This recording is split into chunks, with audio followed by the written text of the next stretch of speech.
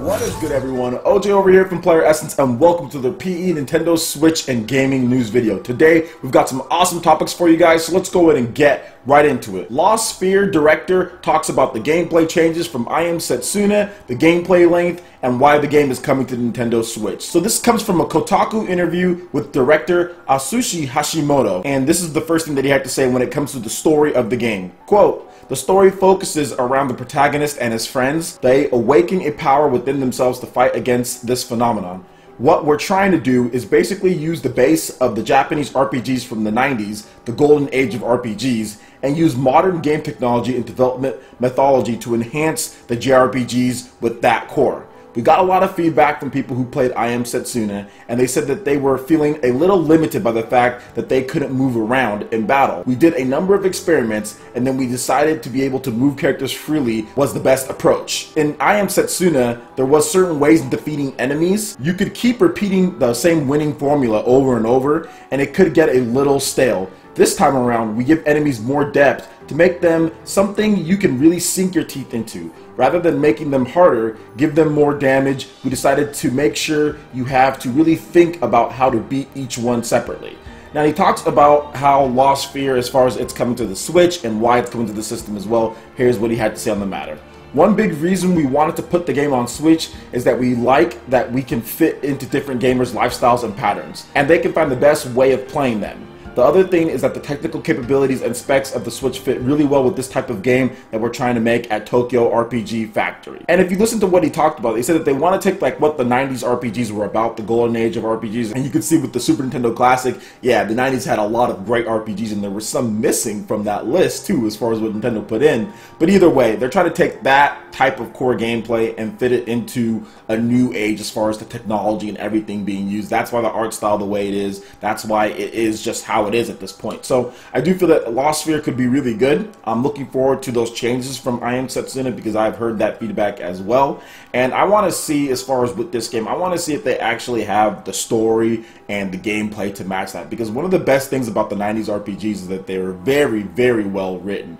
Very well written with great stories. So hopefully the story can live up to the gameplay that they're trying to do, and as far as making sure that it doesn't get stale, and they can really have something out there for like the 90s kids and all of us. So let's hope that it turns out really well. I'm looking forward to the Nintendo Switch version, of course, because that version of the game I can play on my bed, lying down, and I can play on the TV. And let's hope as well that this one runs in 60 frames per second, because I Am Setsuna ran in 30 while the PS4 version ran in 60, and I think with the extra development time with Unity on the Nintendo Switch, they should be able to get it to 1080p 60 just like the other versions of the game. Alright, and moving on to the next article here. So the developers of Fire Emblem Warriors has stated that if the first game sells well, or if it's received well, they would like to make a sequel for it. This is coming from a Nintendo Life interview with Yosuke Hayashi of Koei Tecmo and Masahito Higuchi of Intelligent Systems. This was the question first posed by Nintendo Life. Fire Emblem has always enjoyed a long history of success in Japan,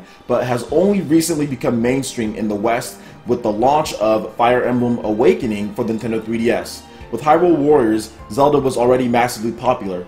Is it the hope that Fire Emblem Warriors will further establish the Fire Emblem franchise's popularity? Here's what Higuchi-san had to say first. Quote, "Well, of course we'd be happy if players who played this game became more interested in the Fire Emblem franchise and went back to the past games and played those. That would be a great result. But basically, what we're excited about with this project was having these characters from past Fire Emblem games show up in a Warriors game where they can be involved in the thrilling action of taking on hordes of soldiers, which is the kind of experience that's a little different from the Fire Emblem games or the way that you've seen them before. If Fire Emblem fans play this, and this is the first time they have played a Warriors game and they fall in love with the Warriors style games, that's great. If Warriors fans play Fire Emblem themed game and grow interested in the franchise, that would be great too. If everything goes well and people enjoy the game, it would be great to make a sequel where we could offer many of the other characters that people have been hoping will show up in the game. So that's one thing that we still don't know as far as with Fire Emblem Warriors, right? All they've really shown is the sword fighting characters, but they've been very deliberate in making sure to say, hey, there's going to be magic users, there's going to be more. They just said, just for the demo, we just had these characters as far as Marth, Chrom, I think they had Ryoma, they had Xander, and then they had the twins. on there as well, the new characters. So they haven't really shown a lot of characters, but they said that there's a lot more. Hyrule Warriors, I think, had like in the 20s or 30 characters, something like that. Might have a little bit more as far as with all the DLC. But either way, there's a lot of variety even within that, and that's just Hyrule Warriors, right? Fire Emblem Warriors has a lot more lore as far as characters to pick from that would actually fit in this type of game, whereas Zelda, not so much, but they made it work, even like with the Bug Lady. I mean, somehow that worked, right? So with Fire Emblem Warriors, I do think that there is a lot of different characters, but they can also do DLC. I would say that they're being a little coy with the type of characters because I do feel that there's going to be packs of different types as far as DLC goes. I mean, there was a ton of DLC for Hyrule Warriors, right? So why wouldn't they make the same plans? Maybe because Hyrule Warriors with Zelda, that's more popular than the Fire Emblem franchise overall, especially overseas, but we still have to wait and see. I personally feel that there's going to be DLC with lots of different types of characters if the game does well, and I think they're going to announce it soon, but we'll see what happens there because Fire Emblem Warriors has so much potential to even be better. I personally feel if they were to make a sequel for the game, I would like it to be a ground-up game for the Switch, not using the same engine that they've been using. I think that would be really cool. So hopefully a lot of people buy the game and it does really well so they can make a sequel, but they really take their time and make a ground-up game for the Nintendo Switch. I think that would be awesome, but I'm really looking forward to Fire Emblem Warriors. I think it's going to be a great game. I love Fire Emblem, so I'm looking forward to playing as my favorite characters and slashing people up just like I did in Hyrule Warriors. Alright, and moving on to the last article here. The Legend of Zelda Breath of the Wild, the Master Trials file size has been revealed. So the first DLC pack for the Legend of Zelda Breath of the Wild is just about here, guys. It's launching this Friday, the Master Trials. Let's go. And Nintendo's Japanese website now shows the space needed for the DLC on the Nintendo Switch and on the Wii U. Now, on the Nintendo Switch, all you'll need is 456 megabytes of space in order to download this. However, the Wii U version, you'll need 3.7 gigabytes of free space. Now, Nintendo did not clarify why you need so much more space on the Wii U compared to the Nintendo Switch, but I would guess just based on the technology being used, right? With the Nintendo Switch version of the game, you do not need to install the game as far as the space on there. You do not need extra space to install. You just need the save space for the memory, right? Now, with the Wii U, you do need that extra install space. I think 3 gigabytes of space for installing. So I'm guessing it's something to do with technology, compression, something like that as far as what it can do, the Switch with the cartridges over with the disc format, how everything is just bigger for the most part. So that's what I would think, and that's what people are theorizing as far as Nintendo's compression technology with the cartridge.